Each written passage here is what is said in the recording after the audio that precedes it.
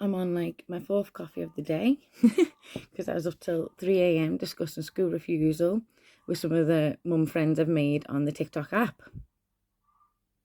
So I thought I'd pop on and do a quick vlog on the topic. I do have other videos on the topic, but I thought I'd do a quick one now because so many of them parents were racked with guilt and blaming themselves and believing that it was their fault.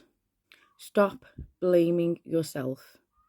Do you know how many thousands upon thousands of school refusers there are out there?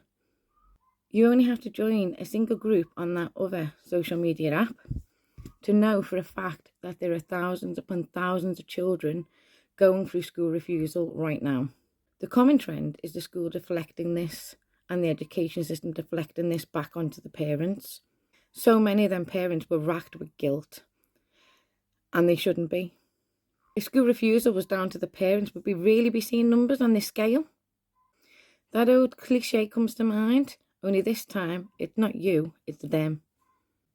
And as an ex-teacher, I can tell you, behind closed doors, most teachers will admit and agree that the system is broken and needs repairing. So many teachers are feeling the same stress and strain as the students are. School just doesn't seem fit for purpose anymore, and the sooner the government get that message, the better. So, just to drive this message home, so parents aren't left walking away from this vlog still blaming themselves, let's go through some of the statistics, shall we? Have a sip of coffee for this one.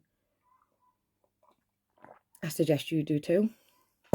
1 in 5 school attending students will consider removing themselves from this plane of existence due to school trauma. 1 in 5.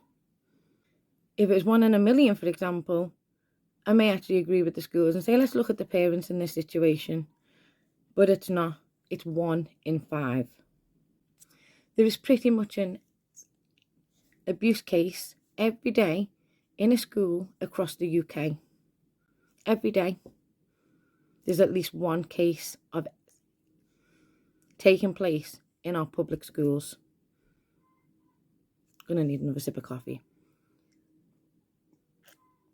We also have the highest rate of bullying across the Western world, the highest rate of bullying across Europe. And after all that, if your child does manage to get through the entire 13 years unscathed, only 33% of working class students will actually leave with GCSEs considered adequate enough for college. The rest of them, if they want to go to college, will have to resit those exams and study again for them through the college system alongside their chosen courses. Currently, we are getting parents deregistering and joining the home ed community literally in droves. In droves.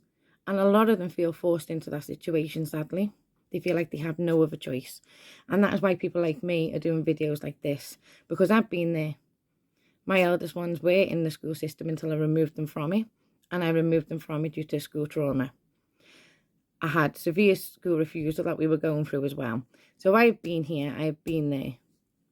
So that's why I know how this feels, because I felt exactly the same way as you guys do. So, what are the government aiming to do about this? Well, nothing, of course, other than deflection. Instead of choosing to reform the educational system so it meets the needs of the civilians, of the students, they're attacking the home education community, introducing guidelines that actually contradict the Educational Act, solidified in law, may I add.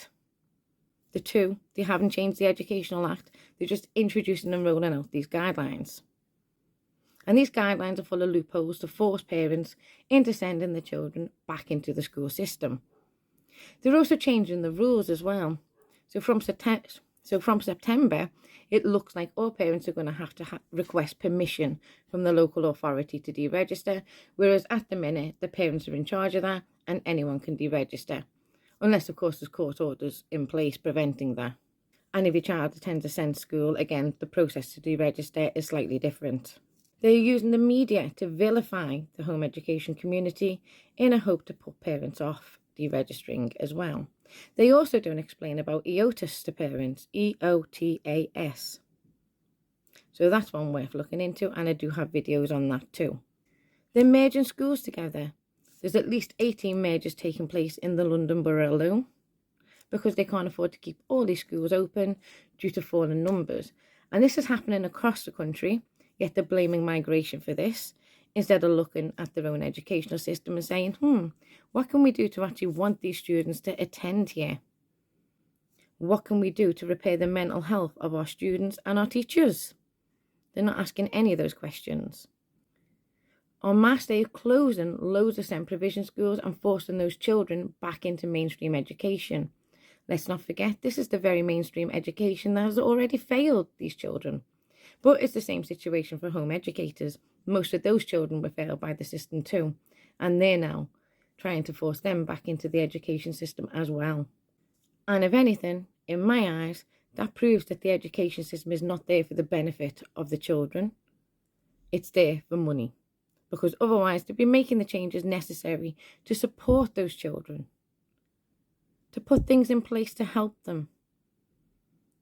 And the teaching staff as well, of course. They also need the support that they're lacking at the minute. Many of them are paying out their own pockets to fund your child's education with resources because the government are failing to do that too.